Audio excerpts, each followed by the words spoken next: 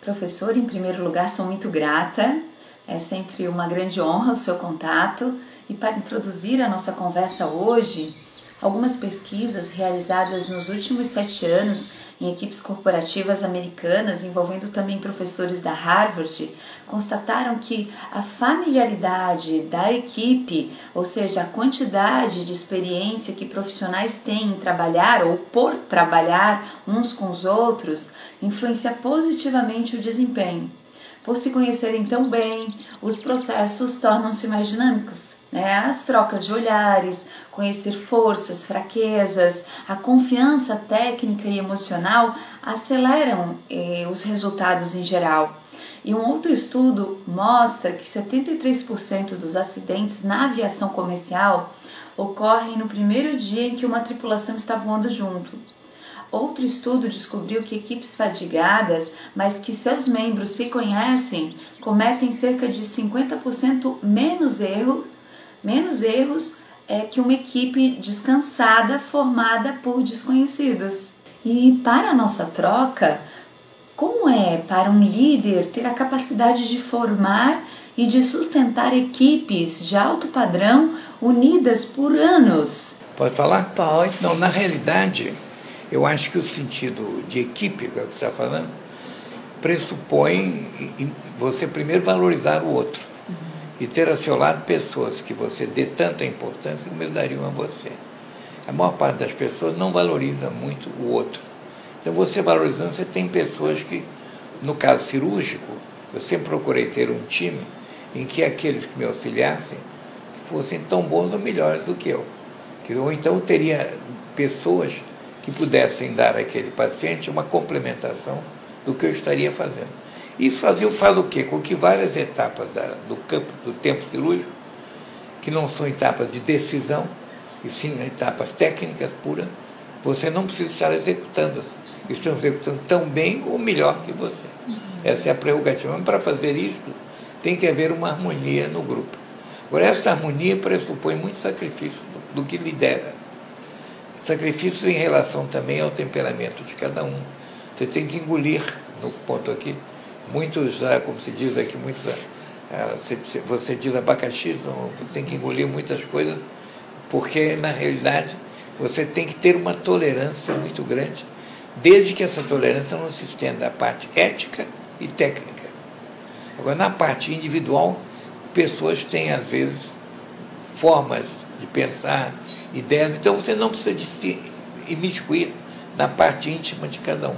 Você tendo uma coisa em comum, você tem que respeitar o ponto de vista religioso, o ponto de vista político, esportivo, e não entrar nessas pequenas coisas que às vezes criam pequenos celeumas. Você tendo a meta, que vocês estão todos juntos, como objetivo principal daquele encontro, não existe discussão, porque todos queremos a mesma meta. Agora, esse sentido de equipe faz o quê? Que você, aos poucos, vai eliminando uma série de movimentos inúteis. E numa operação associada, por exemplo, seria impossível se desde a instrumentadora, você tem que valorizar toda a instrumentadora, a moça que circula na sala, todos têm que saber tudo que vai se passar. Então, aquilo pressupõe também uma formação, mas a formação não é só do líder, o líder vai formar um e o outro vai formar o outro. Então, é uma sucessão de formações. Então, você cria uma cadeia. Então, dentro dessa cadeia, você consegue ter um resultado final, mas sempre sendo você o responsável ou o dirigente. É preciso existir uma pessoa, não pode diluir a responsabilidade. É mais ou menos isto. Puxa, perfeito, professor. É exatamente essa a essência. Professor, e no decorrer da sua jornada como esse grande líder, como você conseguia medir algo que às vezes é tão subjetivo? Como você conseguia medir se a equipe estava em sincronia, se aquela pessoa realmente conseguiu a engrenagem, se a troca de olhar já estava em plena conectividade com os outros? Isso é um trabalho mais longo.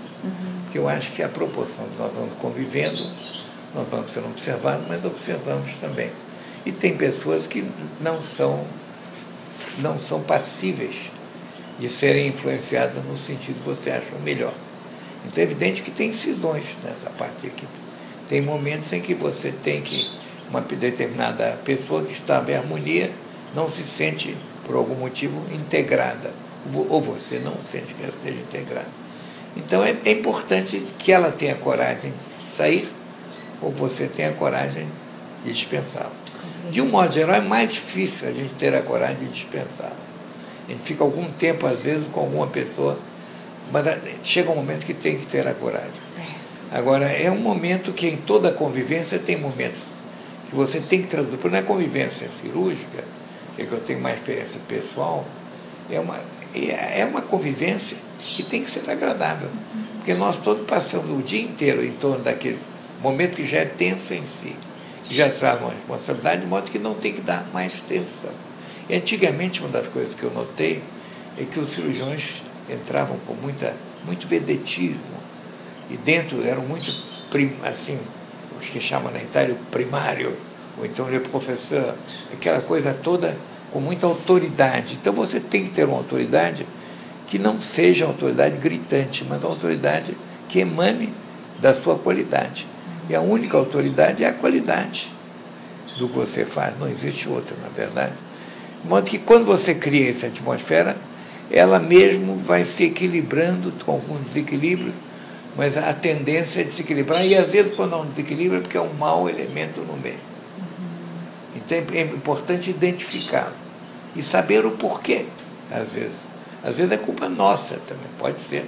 Nós estamos compreendendo determinada vontade, determinado segmento, vamos dizer assim, do nosso campo. Agora, quando você entra no campo mais puramente acadêmico, é às vezes um pouco mais difícil, porque a vaidade acadêmica é muito grande. E a questão de origem, de ter feito aquele procedimento, da criatividade, ela entra em muitos campos em que afetam o ego da pessoa diretamente, e esse egocentrismo é muito comum em todas as atividades criativas. E às vezes chega a um grau de um pouco infantil, de ciúmes. Então é um ambiente para se conviver com cuidado. E é evidente que todos nós que já convivemos nesse ambiente sabemos como muitas vezes, por inocência, nos expusemos tanto para pessoas que muitas vezes não tinham o mesmo sentimento que a gente.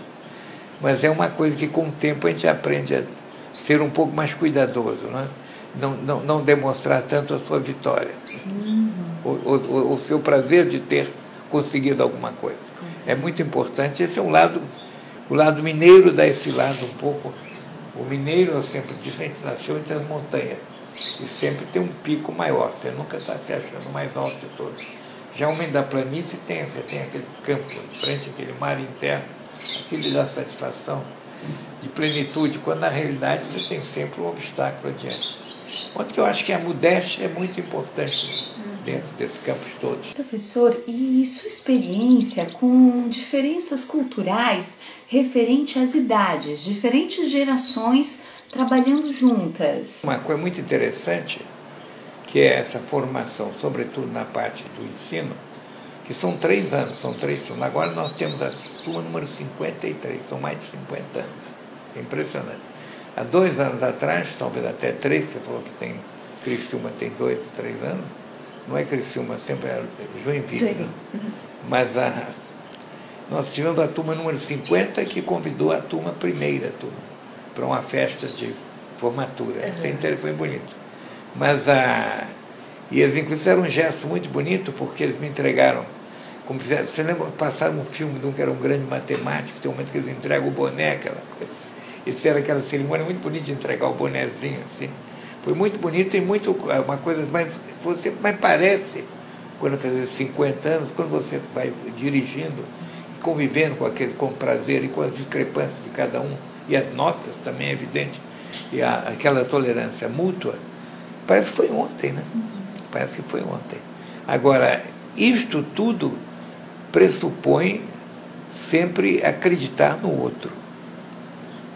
Mesmo que o outro, não cultuar o lado amargo também, negativo das coisas, cultuar o lado mais criativo. E isto é uma coisa que cada um traz um pouco em si, um lado ou o lado contrário. Eu tive a sorte de trazer o lado positivo, quer dizer, de não procurar ocupar um espaço que não seja o seu, na verdade. e procurar ao seu dar a maior dimensão e dignidade possível. Isso é uma constante do presente que você está falando. Certo. Agora, quando você vê a sucessão em 50 e tantos anos, você vê que o presente de ontem é aquele passado, o fato de ele estar se repetindo faz com que ele esteja vivo. É interessante. Muito, muito interessante, professor. Era isso, então. Era isso. Eram essas 3 perguntas, vão servir como base para contribuir aí com muitos gestores. Ótimo, mas eu acho muito bom esse contato com você e vamos ver se nós possamos dar esse sentido de equipe.